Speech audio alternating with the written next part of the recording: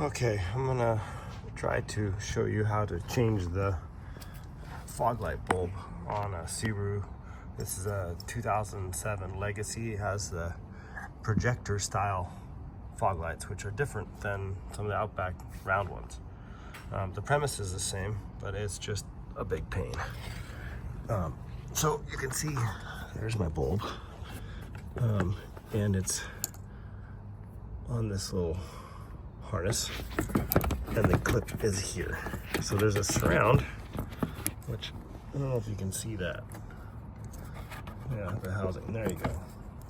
So this housing, the black thing that's circular, when it's up in here facing forward, you're gonna turn it counterclockwise. It goes maybe 1/8 of a turn, maybe a quarter, and then it'll pop out. And then this guy will come out. There is a little, let's see if we can get in there to see it. I don't know. Okay, there's the grounding clip on the back of this, and then the wire for the actual bulb coming in from this socket. This grounding, where is it? There we go, this black one. Attaches to the back of the housing here. It's really hard to see because it's dark. But it attaches to the back of the housing. There's the metal clip that it plugs on, just like a flat electrical connector. And then the bulb itself, there's a little one of those metal wire spring things that goes around this and holds it to that. So the boot here is just really a cover more than anything else. Now to get to it, I took this guy off, these little plastic clips. You can tell it didn't come out all the way, and that's about when it started breaking, and I didn't want to go buy a new one.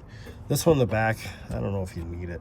I mean, it does give it a little more flex. But this one comes off, and then there's one on the underside that came off right here. And that helped to kind of bend it, but I'm not really sure where the other part is to attach, because this is a GT and it's pretty low. I can't get my head underneath it, but it's enough to bend it and then wrangle my arms in between these two things for 10 minutes, really wishing that somebody at Subaru would have thought about this better. But then the reverse of this is going to be just unplug the wire, don't touch the other bulb, put it in to the little socket, attach the clip, which is going to be a huge pain because you can't really see it, hard to feel it. Reattach the grounding wire, take the cover, put it on, turn it clockwise, and then reattach this. And now you can see this a little bit better. I was able to get it out of here. At first I tried to push on this clip and attach it from here, and that really didn't work too well. And I don't know that it's really even worth doing it at this point, because basically all we need to do is just pop this light out, or the wire to the light, and there it is, a little spade connector. And now that this is out, what I would suggest, so you don't get your hands all over this bulb, because that'll just make it burn out, is attach this in first and then figure out how to plug the spade connector into this socket after.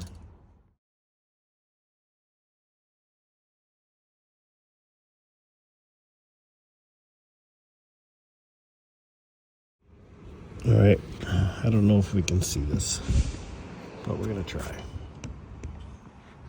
Yeah, that's pretty dark. I don't have a flashlight.